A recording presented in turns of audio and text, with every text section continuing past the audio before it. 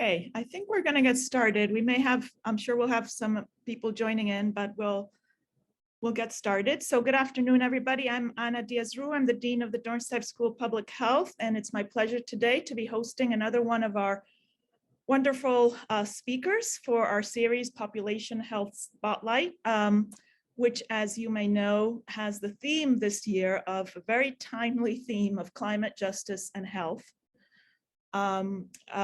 Just a brief announcement before I turn to today's speaker. Our next talk and the final one in our series this year will be on April 13th, and that is Christy Eby. She is a climate and health researcher from the University of Washington, an expert on climate health impacts, and we hope to be hosting her in person this time. So keep your fingers crossed. I also wanted to remind you that to please type your questions into the Q&A, and I will be sharing them with our speaker. Feel free to type in the questions as we go along, because our speaker has shared with me that he's happy to pause along the talk, and there'll be some natural breaks, and so we can take questions as we go along, and I'll be looking for that. So feel free to type your questions in, and we'll try to slot them in during the talk, or if not, we'll also have some time at the end as well. So it's my pleasure today to introduce Mateo Nube. Mateo is one of the co-founders of the movement Regenerative Justice and Ecology project. And this movement really inspires and engages in transformative action towards the liberation and restoration of land, labor, and culture. And it's rooted in social movements led by low-income communities and communities of color committed to a just transition away from profit and pollution and towards healthy, resilient, and life-affirming local economies. He was born and grew up in La Paz, Bolivia. And since moving to the San Francisco Bay Area, he has worked in a variety of activities related to labor, environmental justice, and international solidarity, social movements, and organization and activism. And he is national co-chair of the Climate Justice Alliance's board of directors and is also a board member of Justice Funders. So it's really wonderful to have him with us today. As you know, we try to bring to the series speakers who do a range of things, from scientists to policy to activists and everything in between. So it's really great to have Mateo join us today. And one more thing I wanted to share about Mateo is that he is a member of the Latin rock band Los Nadies. And it turns out, and Mateo and I talked a little bit about this, Los Nadies is the name of a poem by a wonderful Latin American writer, Eduardo Galeano, from Uruguay, who wrote a very powerful book called Las Venas Abiertas de América Latina, The Open Veins of Latin America, which I recommend that you read if you haven't. And he wrote some wonderful poetry.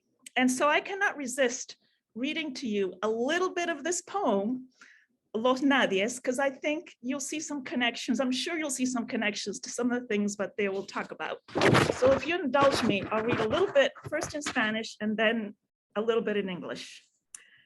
Los Nadies, los hijos de nadie, los dueños de nada, los nadies, los ningunos, los ninguneados, corriendo la liebre, muriendo la vida, jodidos, rejodidos, que no son aunque sean, que no hablan idiomas sino dialectos, que no hacen arte sino artesanía, que no practican cultura sino folclore, que no son seres humanos sino recursos humanos, que no tienen cara sino brazos, que no tienen nombre sino número, que no figuran en la historia universal sino en la crónica roja de la prensa local. Los nadies, que cuestan menos que la bala que los mata. And now in English, you always lose something in the translation, but the nobodies, nobody's children, owners of nothing, the nobodied, chasing after everything, the screwed, the twice screwed, those who are not, although they are, those who speak dialects, not languages, who create handicrafts, not art, who have folklore but not culture, who are human resources rather than human beings, who have arms but not faces, who are numbered but have no names, who appear in the police section of the newspaper, but not in the history of the world. The nobodies who are not worth the bullet that kills them. So with that, I turn it over to Mateo. Muchas gracias, Ana. Thank you, Ana. It is an incredible honor to be with you all today, and it is very, very special to have you lead with that poem that means many things on multiple emotional and soulful levels for me. So thank you. And I want to thank each and every one of you for making the time to be here in conversation. I know I'll be sharing a lot of thoughts with you, but I'm already excited to hear your thoughts and questions and you identifying contradictions in what I share with you, because that's, I think, where the generation comes. And I'm very thankful to everybody who's made it possible for you all to be here. Diane and others who've organized literally to create this space, and all the loved ones that support you to make it possible for you to show up. I am, once again, I'm Mateo Nube. I use he and him pronouns, and I'm greeting you from unceded Ohlone land, specifically Wichin territory, also known as the cities of Berkeley and Oakland in the East Bay of the San Francisco Bay Area.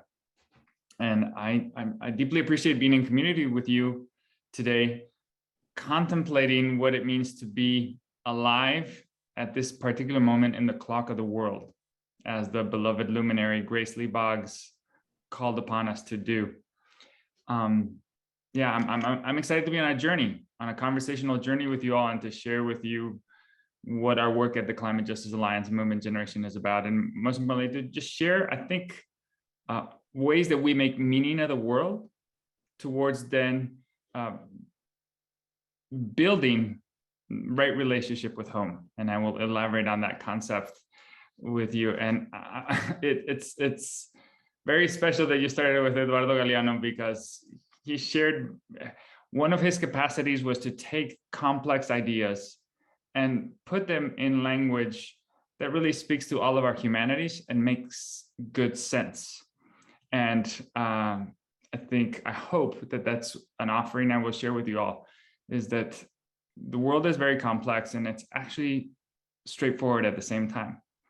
And one of the ways that systems that are about enclosure versus the commons work is language is used to confuse us. Language is used to create veils and make it harder for us to make sense together. And so one of the things Galeano said is, I just pulled this up while you were speaking, Anna, the rights of human beings and the rights of nature are two names of the same dignity. And it's a sentence, but it packs so much, and I'm guessing it speaks to our hearts and our minds at the same time. And I think that's,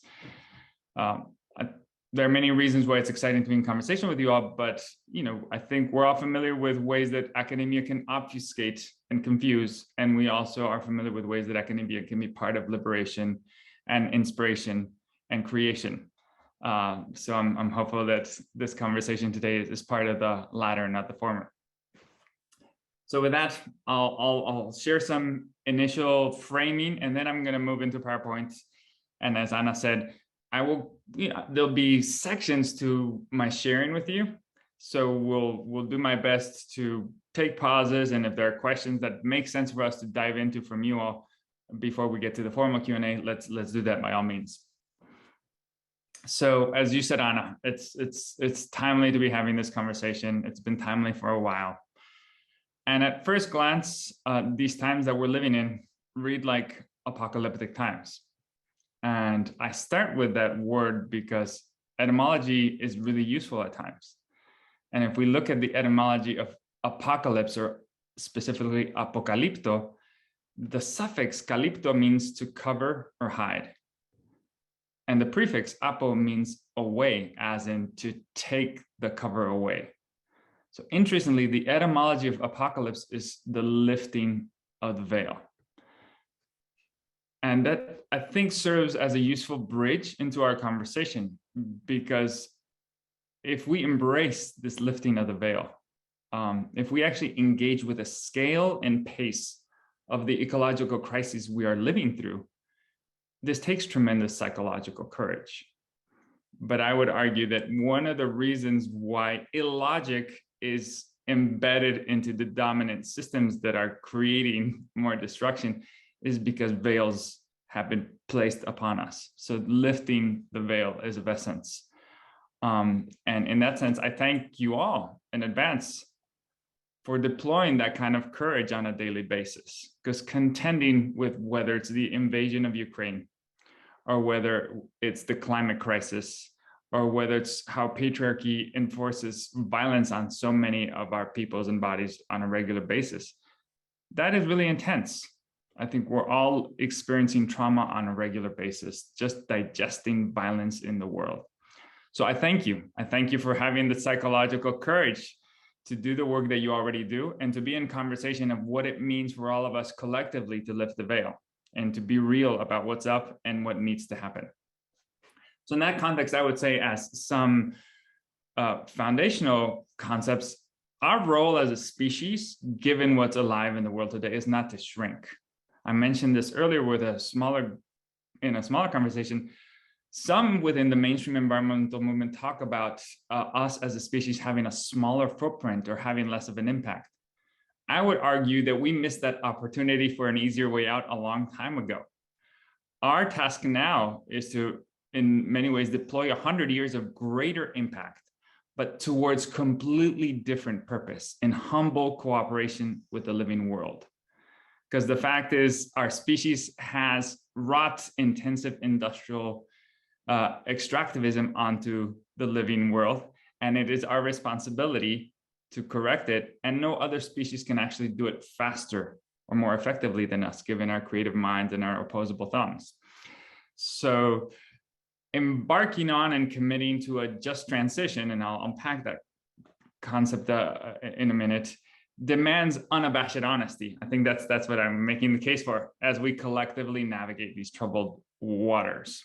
So thank you for allowing me just to share in that effort with you, because I mentioned kind of creative minds, opposable thumbs. These are the anchor points of what we call work or human labor, and it's this combination of particular talents that actually allows us to generate immense beauty and creativity in the world when applied freely and non-coercively. So I think a lot of what lays at the foundation of talking about ecological justice or climate justice is about moving out of a system that has coerced so many of us into doing work that is not generative and is not supporting living systems. And what does it look like for us to actually liberate our labor towards life-affirming work? So with that, I'm going to make a couple shifts on my screen, get my PowerPoint ready, press screen share, and move into, I'm assuming y'all can see my screen. Please tell me, Anna, or anybody else if you can't. Yes, we can see it. You might, there we go, it's perfect. Great, beautiful. So I mentioned Grace Lee Boggs. She was an incredible thinker and actor based in Detroit, Michigan. She passed some years ago. Incredible civil rights organizer, connected to many beautiful social movements across a long arc of time. And she, as I said, asked us to contemplate what time is it in the clock of the world. And we all happen to be alive at an epic time in history, meaning the life support systems of the planet are shifting dramatically, and we happen to be the ones with agency to do something about it. So in that spirit, I'm going to start by sharing a foundational scaffolding, let's call it, that we at Movement Generation at the Climate Justice Alliance have found very useful to both talk about the crisis and talk about solutions. And we call it eco means home. And we call it that because, again, I'm getting into etymology. If we look at words like ecology or economy, where the prefix is eco comes from Greek. I think phonetically it's actually pronounced oikos, and oikos means home, like literally. And that's useful because if we take that departure point, then if we think about an ecosystem, it's useful to have as a departure point. It's like, oh, okay, an ecosystem is a system of all the relationships in that place, whether it's microorganisms or plants or animals or soil or air. And the point here is it's not a catalog. It's the complex of relationships. And it's a good departure point because what it amongst other things, allows us to appreciate is like, oh, there's no such thing as an individual. You know, yes, we are individuals, but we don't exist in a vacuum. Without relationship, it's not possible to exist. So we live, you know, life on Earth is predicated on the concept of relationships. And that's, you know, talking about an ecosystem as that complex of relationships is important. Because if we move on to the concept of ecology, you know, logic comes from logic. It means literally knowledge. So ecology, what ecology means, it's the knowledge of home. It's reading and understanding home well. And by definition, it's about the knowledge of the relationships of home. Why is this a useful departure point? I, as somebody who grew up in a city, and I suspect most of you probably have similar experiences, I grew up functionally illiterate about home. Like my schooling system did not teach me about my watershed, my energy shed, my food shed, my trade shed. I grew up in a context where schooling made me not understand home by design.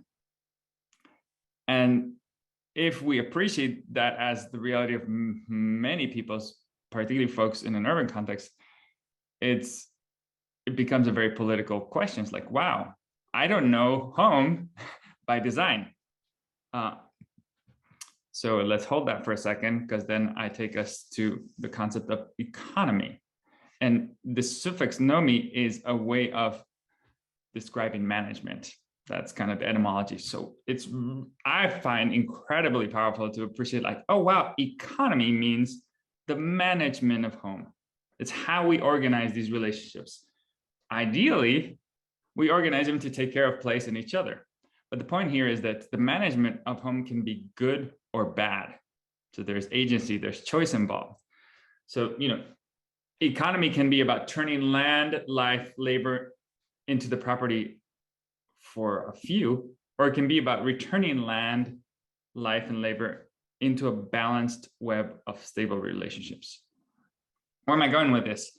Economy doesn't mean GDP or financial markets or stocks. These are just indicators of a particular, very particular way of managing home. So there's no such thing as the economy. Like this concept of attaching an article in front of economy saying the, fascinating. I don't mean to go to a rabbit hole, but there was actually a PR agency that in the 50s or 40s, I believe, actually supported like, you know, many big capitalists and folks that were designing our understanding of how economy worked, and said like, if we use this article, it becomes singular. We make it sound like there's only one way of doing things.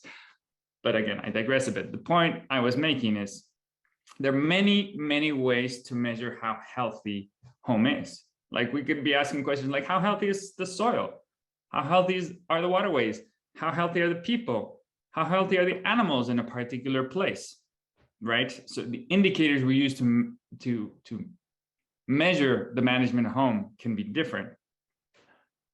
But I think what we all appreciate is all economic activity has ecological consequences. It can be good, it can be bad. And I would argue that in the current dominant system, we've globalized the ecosystem. Like I can go to the market and get garlic that was grown in China, even though I'm in California and I live 70 miles away from Gilroy, the supposed garlic capital of the world. That's what Gilroy calls itself. But if I'm buying garlic from China, basically China, like this whole massive country with 1 billion people, is part of my food shed, right?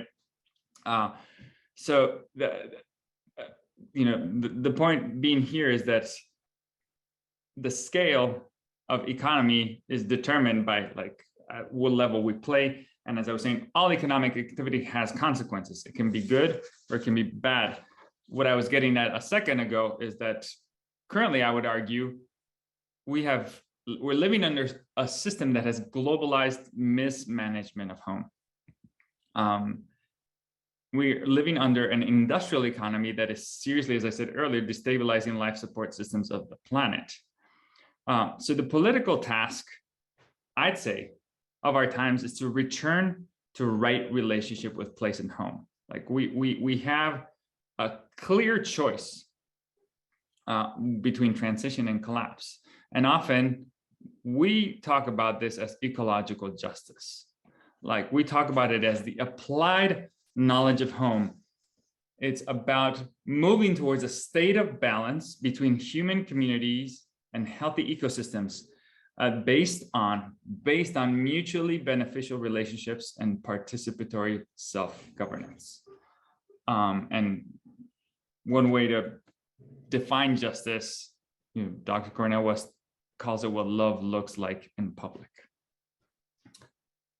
So I was saying that there's a clear choice between transition and collapse. We must innovate new paths, ID, material and cultural shifts to build a just transition. Transition is inevitable. Like there's big change afoot in terms of just reading how planetary life support systems are shifting, but justice is not inevitable. So making justice a part of the transition is of essence, and that's the political nature. And that's why I'm going to spend a moment talking about the web of life. But Anna, maybe this is a good moment. I'll press pause and see if there are any burning thoughts or questions you want to bring in before I make a shift.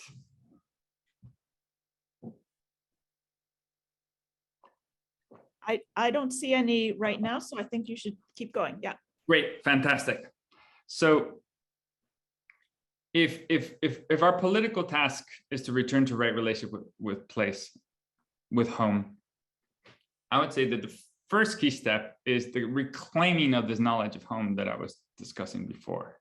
It's about cultivating an evolved knowledge of place.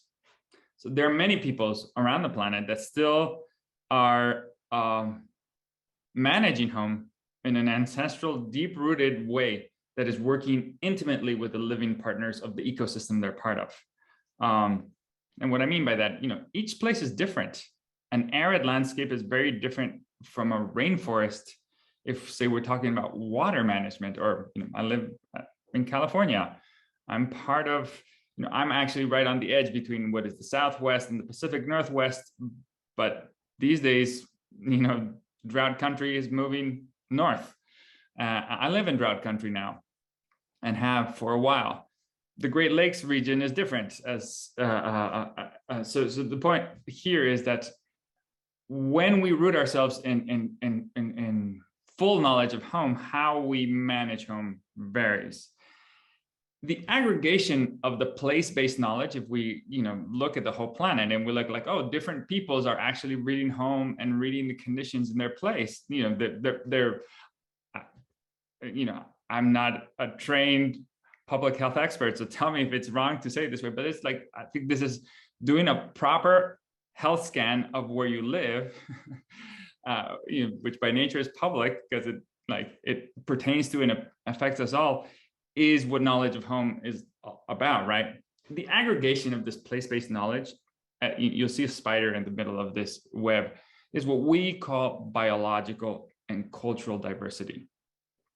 It's that aggregation, right? It's like, oh, wow, okay, this web of relationships in each place that's ideally thriving and evolving in very generative ways, that's the biological diversity. And then our particular reads as humans, as a species, as groups of human settlement in each location, reading conditions, folks who live in the Arctic, like the Inuit, are going to have a very different read of their location than the Dene folks in the Southwest, for obvious reasons. That is our gift as a species. That's cultural diversity is what we bring to the table. The defense of biological and cultural diversity, in many ways, I'd say, is public health emergency number one. It's like, it's not a surprise that all the locations on the planet that are richest in biological diversity are also the places that are richest in cultural diversity. And that's not a coincidence. All right. And I have this web up because a web is an interlinked system of I was going to say systems system of systems. That's that does make a lot of sense. It's a web of systems and processes that are full of connections. Everything is dependent on everything else, and certain key strands are central to keep the web from collapsing. I have multiple names here. That's like a whole other conversation. So I'm gonna, I think one of the premises I'll ask of you, one of the permissions I'll ask of you is let's expect a little bit of unfinished business, but you could probably make sense of some of these very intuitively. But the point of all of this is human communities are always part of an ecosystem, whether we see it or not. And this web thrives thanks to its diversity. Diversity gives it its resilience. And as I said, our human contribution to diversity is the evolved knowledge of place. Why am I sharing all of this? Because erosion of one, cultural diversity or biological diversity, is the erosion of the other. Like as humans, culture and cosmology is the container through which we navigate our relationship to place. I'm bringing this all up because without authentic evolved relationship to place, forests simply become lumber. People become labor, and they're quote unquote, they become items or resources waiting to be exploited. And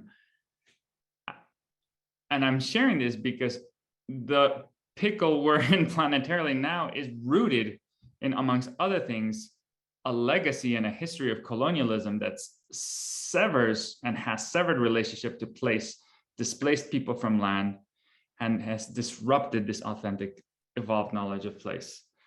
I'd say one of the core links between, one of the defining features of the concept of climate justice and ecological justice is this appreciation that, for example, you don't get an industrial revolution, you don't get the level of industrial extraction at the scale and pace that has brought on this crisis without the transatlantic slave trade. You don't get it without the theft of indigenous lands.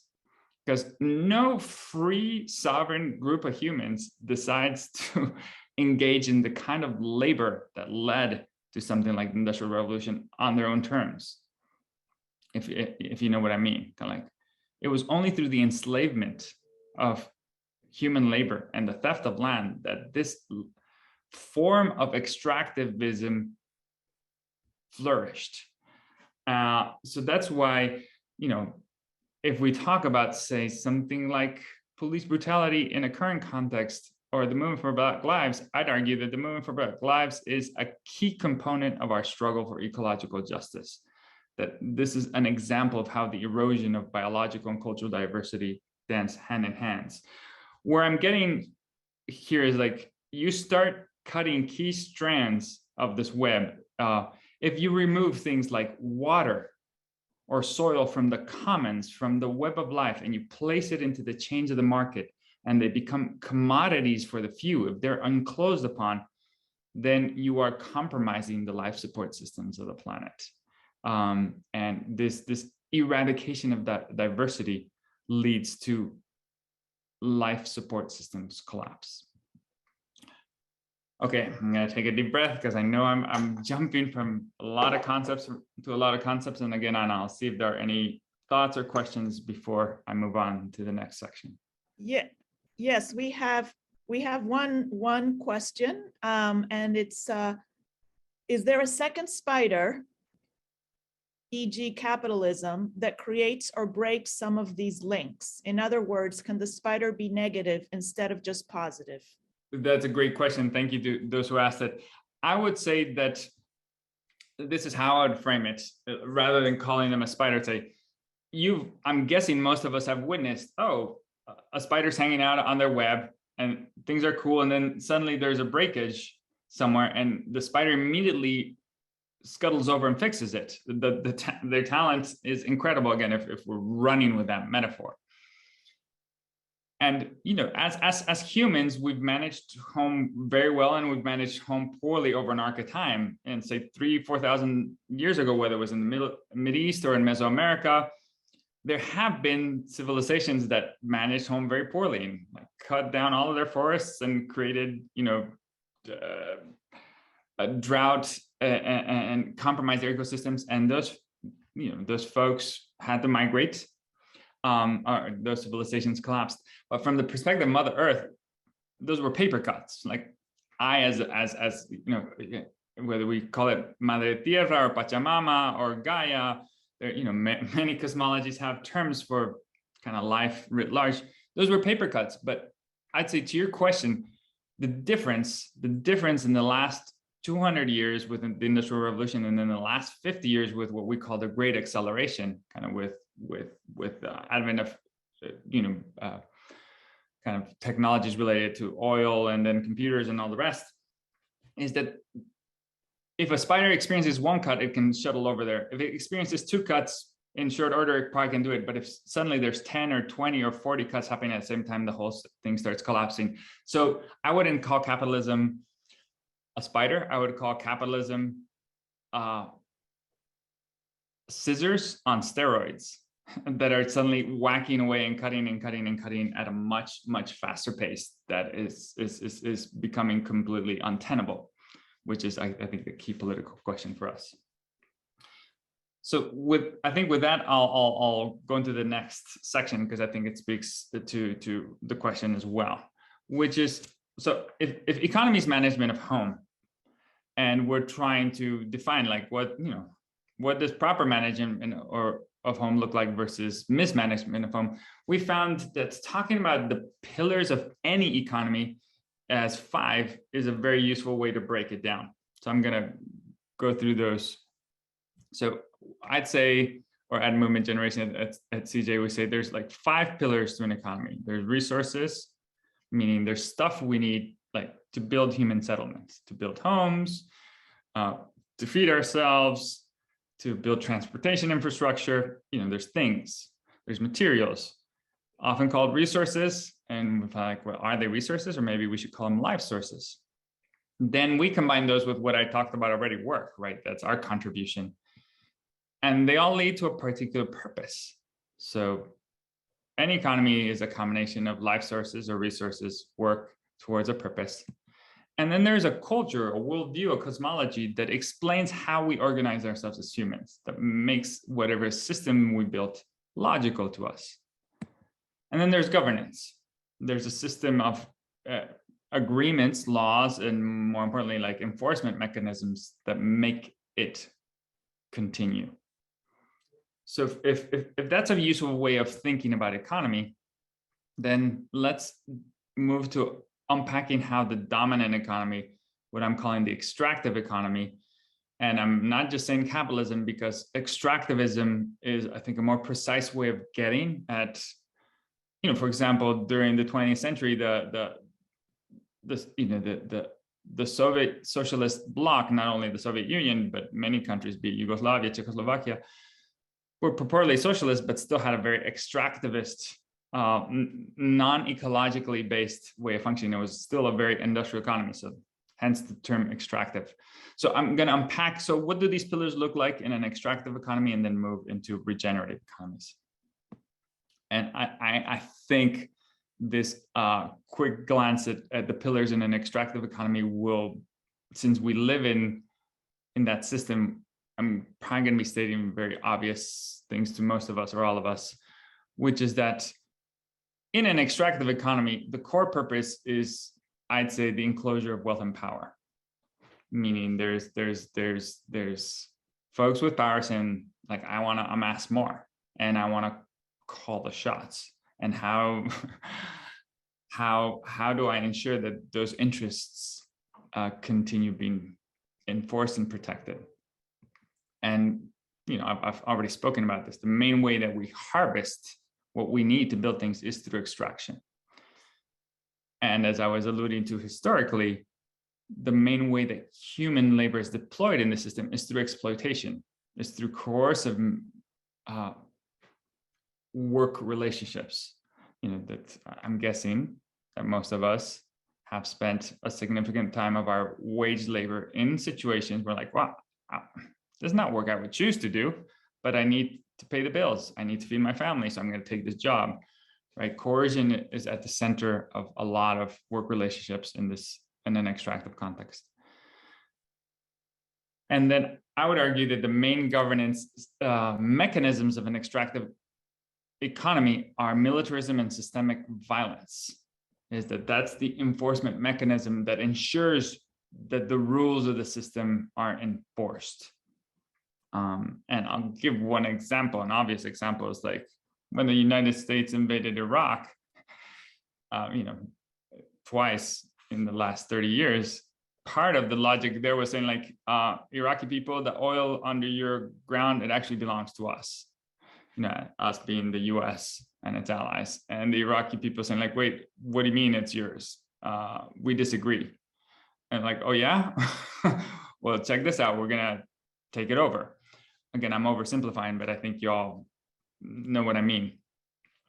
And then there's a whole culture and worldview, right, rooted in white supremacy and heteropatriarchy and consumerism and ableism that is enforcing a me, mine mentality.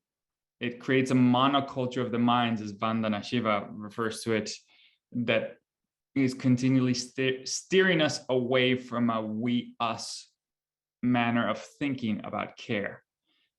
So if that's the extractive economy, then let's jump to, so what do the pillars in a regenerative economy look like? And you'll notice this is linear, this is not. And that's by design, because if we look at, if we apply knowledge of home, one of the beautiful things about how life on Earth works, it's like incredibly cyclical. Some cycles happen, seasons are immediate. Some happen over arcs of time. But yeah, so the poetics are on purpose, if you will, in this case, the visual poetics. So in a regenerative economy, and really here it should be regenerative economies, because the plurality of regenerative economies is central to this conversation. It's going to look different in different places. But at the heart of it is the culture and worldview that makes sense of it, right? And I'd say sacredness and caring is at the heart of a regenerative economy if it's going to be rooted in right relationship with place. And its purpose will be about ecological and social well-being. It's like, oh, how do we take care of all living beings in this context in an equitable, elegant way, both in times of bounty and in times of scarcity?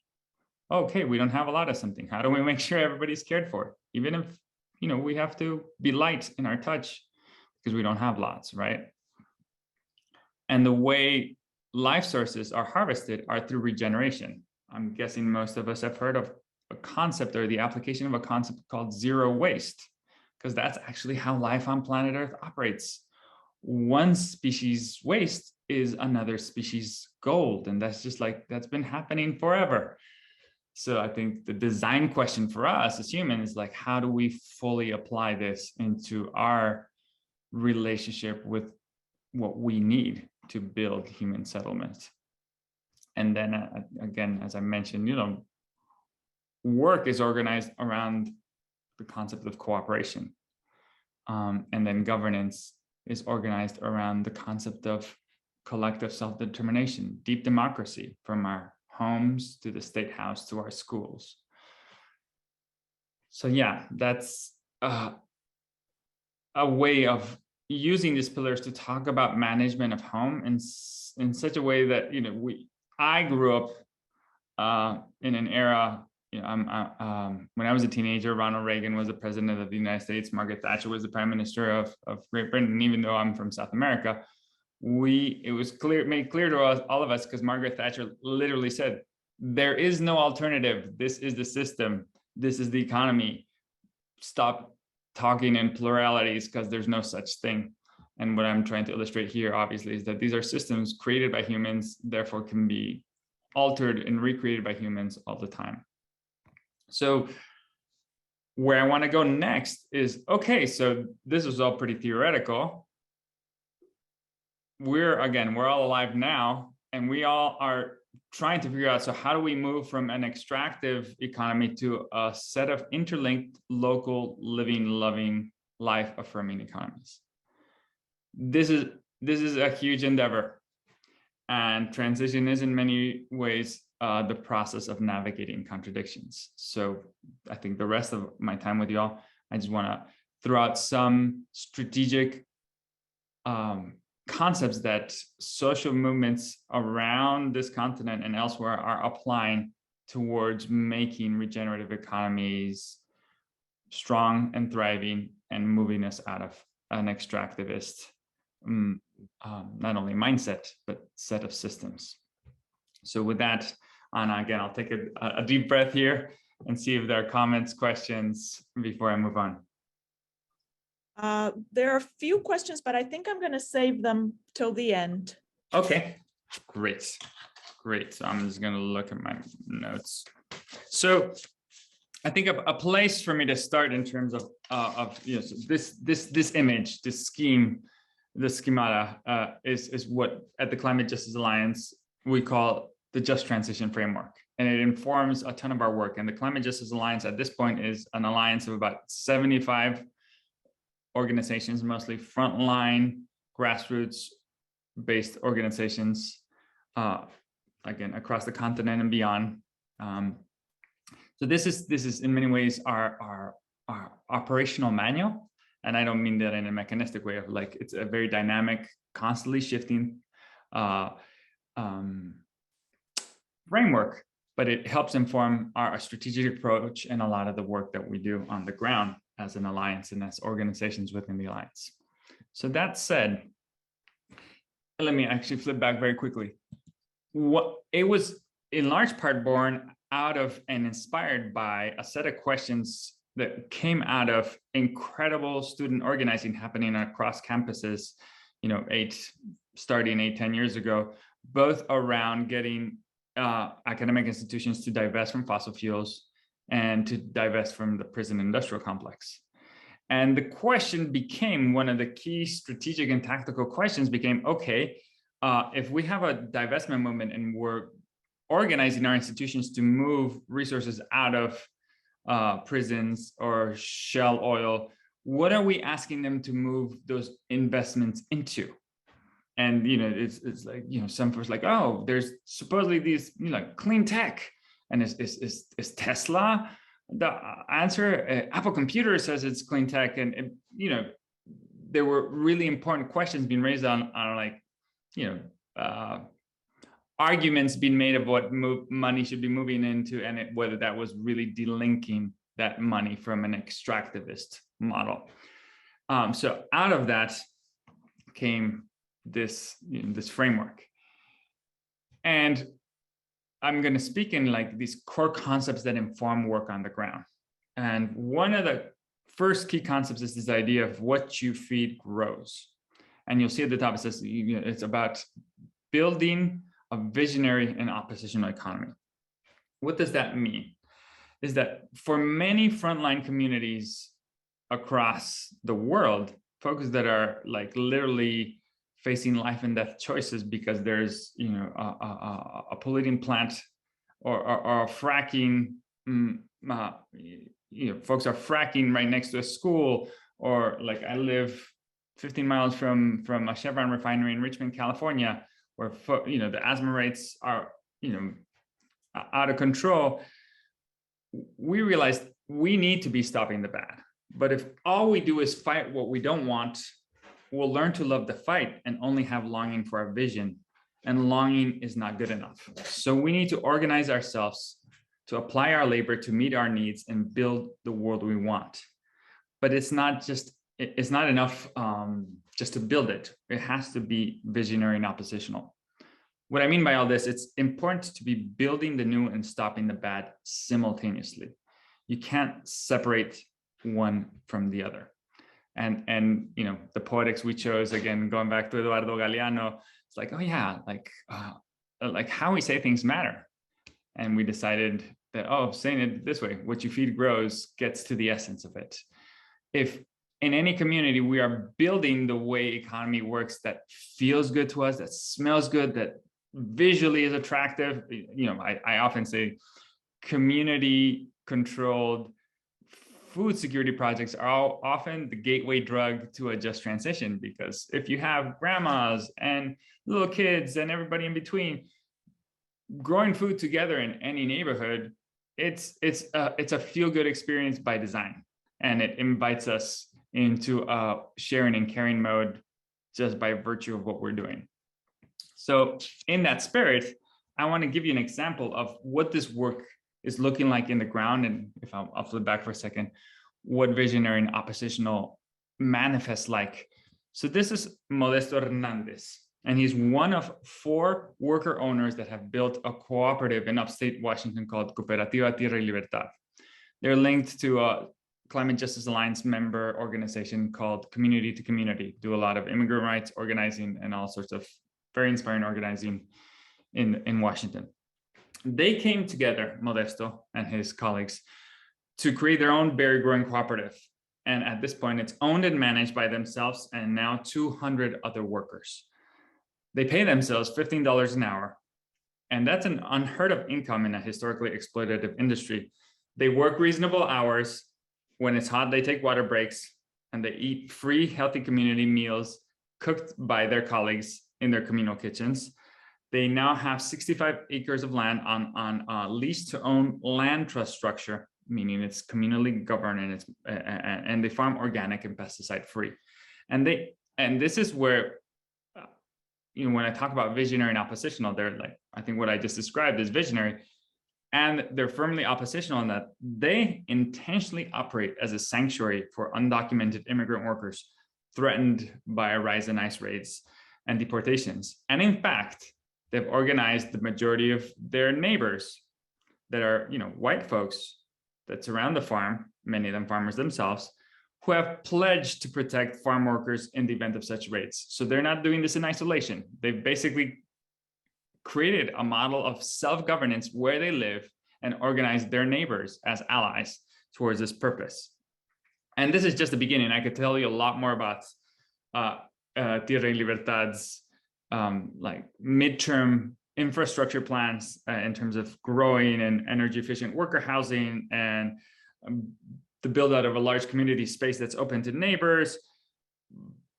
But I wanted to give you this example because it's a model of real self-determined just transition in action, so that what I'm sharing is not just theoretical. But the point here again is this, in my view, is an organized manifestation of visionary and oppositional. And berries are a $6 billion industry per year as a market in the United States. So this is significant because it's one thing if this is happening in one place, but if it's happening in 30 or 40 places at the same time, then the dominant system starts, not being able to contend with this level of thriving across the plane. So I think, I want us just to hold on that notion of what it looks like to be building at a local or bioregional level, but to be strategically organizing and synergizing to have 50 Tierra y Libertads rising up in many communities around the continent. So I'll continue. And I also, actually, I'm going to pause for a moment and just do a time check, Anna, because I'm very excited about this. And I think I want to get an honest assessment, like how much time I have left so as to adapt accordingly. Well, I would say we're at 3:51. So I think we want to, 2:51. So I think end more or less in about 5 or 10 minutes so that Beautiful. We have time for questions. Yeah. Great. Thank you. That's perfect. So I will go a little faster than usual with the last handful of slides, but that's again in the interest of us being able to have some conversation. So I mentioned, there's a concept of what you feed grows, being visionary and oppositional, and then I have the next one here, which is if it is the right thing, we have every right to do it. Earlier in an earlier conversation today, as I was speaking with others, I was suggesting that it's too late for us to be timid. It's too late for us to be tinkering around the edges. The IPCC report that came out yesterday was just one of many examples of like, wow, if we don't course correct big time, the future is going to be very, very hard. So if the purpose of an extractive economy is to create more enclosure, we need to challenge the rules that enforce enclosure. We need to make rules that break the rules. We need to practice civil disobedience at the scale of governance. We need to organize to change the rules. And I want to give you an example of what this looks like. A growing edge of how this is manifesting is through, for example, pushing for the rights of Mother Earth. Or one way to think about it is to ban corporate behavior that hurts people in place. And folks in many communities are provoking what we call crises of jurisdiction, that are saying, even if there's state laws or national laws or international laws governed by the World Trade Organization say you can't do X, Y, and Z because you're violating these corporation rules, communities around the country nevertheless are saying, no, no, no, we're actually gonna enshrine the rights of nature, and that's gonna become the law of our land. So this is imagery of a range of different places where this is taking place. In the interest of time, I won't detail them, but I'm going to share this PowerPoint with you all so you can look at it at your leisure. But I want to give one example. This is Frank Bimbo, and he's a treaty rights attorney for the White Earth First Nation in Minnesota. And he is, with others, leading a lawsuit against the state's Department of Natural Resources on behalf of tribal members, Line 3 protesters, and interestingly, wild rice. You all may be familiar, Line 3 is one of the many pipelines similar to Keystone XL that is a point of tremendous struggle and organizing in the Midwest around, you know, the fossil fuel industry versus the rights of indigenous peoples. So last August, Frank and others filed in the tribal court, and what they're filing for is for the rights of Manumen, which again in English is what we would refer to as wild rice. And what they're filing for is saying that for the full recognition of wild rice as having the rights to exist, flourish, regenerate, and evolve, as well as the inherent rights to restoration, recovery, and preservation. The rights of Manumen law is the first tribal law to recognize legal rights of a plant or animal species. So this is fascinating because basically what folks at the White Earth First Nation are calling for is that, like, the rights of Manumen should supersede the rights of any corporation and should be the law of this land. And that's just an example of what I was saying. Like, if it's the right thing to do, we have every right to do it. In this case, it's around policy, but you can apply it in many different arenas. Which then, again, these concepts I'm throwing your way all dance together. They're all interlinked, right? So the next one, the third one I want to name is, if we're not prepared to govern, we're not prepared to win. We take deep inspiration from the landless workers movement in Brazil. These are folks that in every state in Brazil have organized to occupy idle land owned by big landowners and say, you know, this has been enclosed. We're returning it to collective good use. And to us, it's an amazing model, but there are many models. The Black Panther Party's 50 plus programs like schooling and feeding children is yet another model of folks taking governance into their own hands when living under a system that is either ignoring or actually actively destroying people's livelihoods. The point here is that applying our democratic sense of self-governance to navigate into a new way of living is a key part of the just transition. And I just have a slide here, like how I referenced the MST in Brazil, the landless workers movement, because one thing our colleagues in the global South are always asking us in the US context, and they're saying, like, where's your land reform movement? Enclosure of land is at the center of all of these struggles, and building new forms of democratic governance of land and challenging the ideology, the spirituality of, amongst other things, the obsession with private ownership for a select few is of essence if we're going to make a transition. And yes, so I'll keep on going. There's a whole component of the just transition, and I will just touch on this briefly, is, you know, there are many ways through which we are building mechanisms as social movements to take capital that is controlled by the few and create self-governance models through which, for example, this is an image of many worker-owned co-ops that are starting to be built and flourishing around the country. And we've built this entity called the Seed Commons, which is basically an aggregation of capital that folks are governing collectively And there are local loan funds around the country that have been built to support, to be able to figure out how can folks build entities that get work done, that are regenerative. Earthbound Co-op is an incredibly dynamic home building co-op.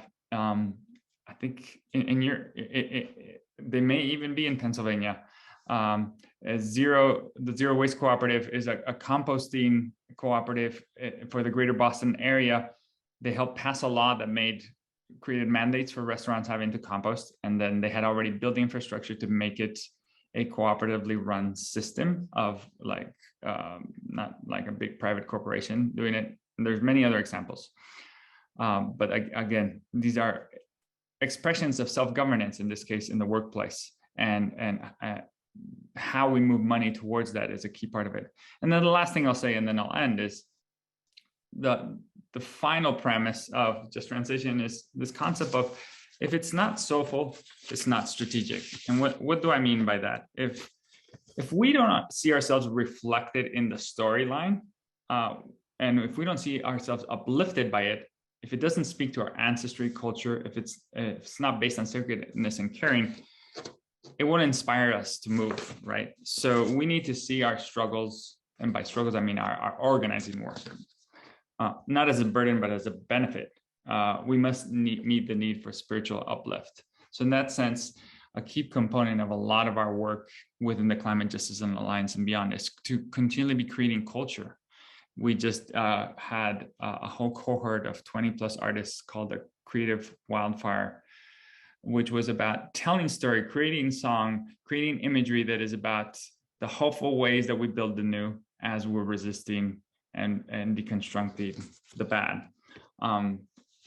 So that's what we mean by, if it's not soulful, it's not strategic. So I'm gonna land with, these are Arturo and Tinti, two amazing organizers in Puerto Rico in the town of Adjuntas. And I'm gonna tell you a brief story about them and end, which is, I'm looking at my notes and I'm also looking at my time. Actually, I'm gonna pause here because I'm realizing I'm running out of time.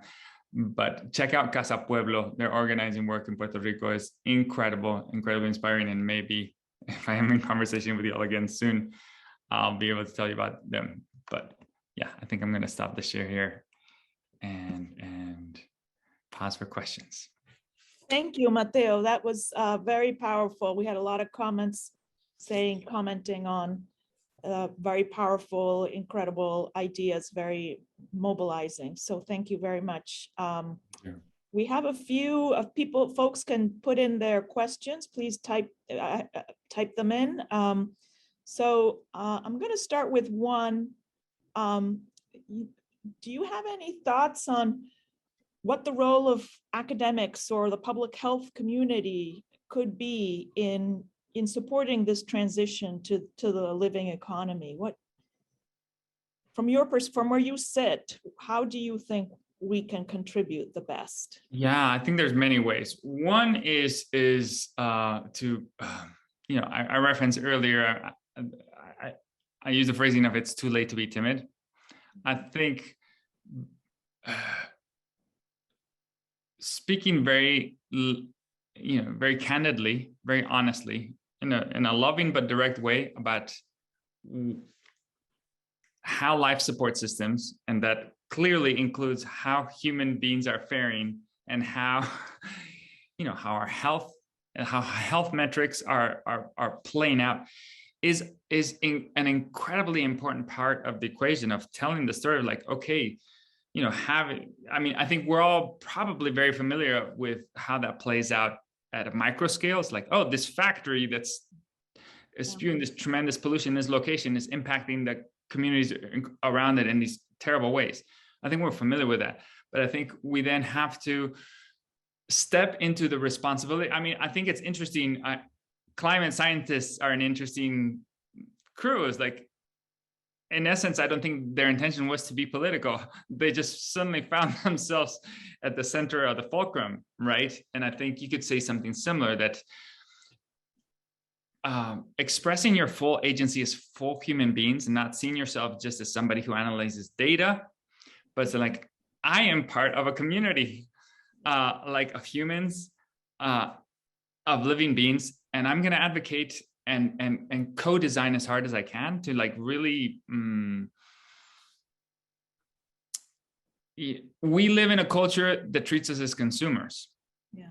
And doesn't see us as co-creators. So maybe that's all I'm saying is like, see yourself as co-creators, as co-designers, and whether you're invested in rethinking public health, or as in like, what I mean by like healthcare systems, or you really care about transportation or energy or food, live into it and sing into it.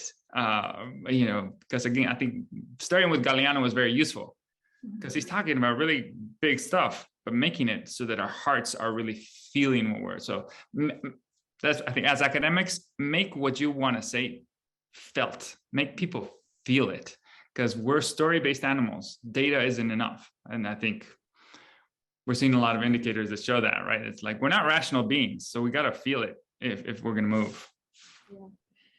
Yeah, I think one really interesting and important thing that you also highlighted was the way, you know, all of, you know, we live in systems and we don't understand all the connections unless we make them visible, right? And so making these, pulling the veil, you use that analogy, which I thought, and others also commented in the chat, you know, so making how the system is working visible, I guess. Yeah. And so to transcend also this notion that the way things are is the natural way and the only way they can be, right? Which is so powerful, you know, Yeah. and it can be so paralyzing, because it's like, you know, okay, well, this is it, you know, kind of. Yes. So, yeah. Yeah. There's I think you sort of answered this question, but it's related. So I'll read it in case you want to add. So fantastic talk. Thank you. It appears to me that many people in public health have lost some of their heart soul. Do you have any insight into how public health can be more soulful? You sort of answered that, but I don't know if you want to add anything to that. Yeah, I mean, there's so many ways. I think we all probably intuitively have the answer to that question. It's like, bring your full selves all the time. I'm gonna, I think, connect a couple of threads here. You were saying like, oh, we're told something is natural and therefore we have to believe it. And ironically, you know, we have so a lot of what I shared, by the way, you'll find on our website. There's this we call it a zine, you know, from banks and tanks to sharing and caring, and a lot of what I shared with you schematized in there. But we have a whole section about titled "To Achieve a Just Transition, We Must Queer Our Movements," because I think the challenging of binaries writ large is at the center of not only just transition, but to this question. It's like, it's not about either ors, it's about fullness, it's about self, right? And I have a colleague, Desi Fontenot, she and another colleague created this whole very like precise scientific presentation around like queer ecologies, and like just we look at the fascinating way that life is organized, and the way that gender and sexuality plays out in life, like in species, is like, it's got thousands of variants. It's incredibly queer. And yet here we are under like this dude, Charles Darwin, who did a lot of useful research, but then he grew up in a Victorian era, and he and his cohorts like just overlaid a system of thought on evolution and science that is clearly not true. Why am I saying this? Because I think what queer social movements in the US offer all of us is a continual invitation to step into our fullness. And you know, the concept of being proud of that range is part of what life on planet Earth is about. So I think that's my long way of answering your question, is like, don't conceive of yourself just as an academic. Conceive of yourself as a full human being who has this toolbox that you gained by studying in a public health department, and rejoice in every next step you take, because I think you have tools at your disposal that contribute to liberation, and be excited even when you're stepping into contradiction around it, because yeah, it's contradiction is part of the edge we need to be exploring continually. There are a couple of questions that are related to the theme of the role and the the, how those who are marginalized can, what, given their marginalization, how can they be empowered? Do marginalized communities have access to determine their economy entirely is one question. Another one is, how can we, represent those who are most at risk, and how can we empower them to create solutions? So about engaging groups that have been historically marginalized and discriminated and put at a significant disadvantage in so many ways. Yeah, those very important questions, and I would invite us all to engage in that, continually answering that question continually. So I'm just gonna touch on it both because of interest of time, but I think to give examples, one, just to root ourselves in the reality, folks who are being oppressed are resisting all the time, and that act of resistance is an expression of life in and of itself. Mm-hmm. And there is nobody who knows, we use the concept of frontline solutions. Folks who are bearing the brunt of the crisis need to be driving the solution design if we're going to get out of this mess. So that is one of the reasons why we built the Climate Justice Alliance. That is why many other alliances exist at a national level, like the Right to the City Alliance, which is an alliance of tenant rights organizations, or the Domestic Workers Alliance, because I think to the point of the questions, for so long, the voices of those who are both bearing the brunt, but also have the most creative solution design are invisibilized. So we, amongst other things, need the political architecture to make ourselves heard and seen. And that's one of the things that inspires me about the work of the Climate Justice Alliance, is that we've built a level of political muscle, not just to have muscle, but to be seen and heard. So I think it's the invitation for us to continually be doing work on the ground in the communities we live in, to ensure that the voices that are historically not recognized be heard. And that's where, again, culture matters a lot, because that's often how we communicate, not with 50 people in a lecture, but with 50,000 through a song. Beyonce is one of many examples. Her being at the Super Bowl some years ago was profound on many levels. That's a mainstream space, and you can critique edges about it, but it was very powerful. Yeah, you all get the point. I don't need to drive that one home. Yes, thank you. We have a number of comments in the chat applauding your statement about resistance and resistance as an expression of life. So a lot of chatting around that. So any other thoughts or comments or questions? I mean, it's like, I wish I could see you all. Yes, I know. It's frustrating. This system is so frustrating. I know, especially for the speaker, because you can't see. Yeah, but I can tell you, they're all chatting, and that's not a complaint. It's more of a celebration. I want to celebrate you all that are here. I just want to recognize this is very one-dimensional. So I'm very thankful for what I'm seeing in the chat. I'm obviously only keeping up with 10% of it, but yeah, I'm very thankful that you're choosing to be here, and sad that we're not in person, but it's not agreements. It's just an honoring of the limitations. Well, thank you. Thank you so much, Mateo, for joining us today. And we hope to continue this connection and this conversation and keep up all your great work. A lot of compliments in the chat. Wonderful, very powerful and thoughtful. So thank you so much for joining us, and we'll be in touch. Absolutely. We'll look for your band also. Sounds great. And as I said, I will send you all the PowerPoint, so that again, a lot of the bulk of what we create is Creative Commons. It's not meant to be owned. It's meant to be used where it's useful. And if you go to our website, movementgeneration.org, as I said, you'll find the zine and many other resources. And feel free to hit me up if there's resources you all are looking for. Great, and we will certainly send that around. So thank you again for joining us. Thank you, Anna. A real honor. All right. Bye.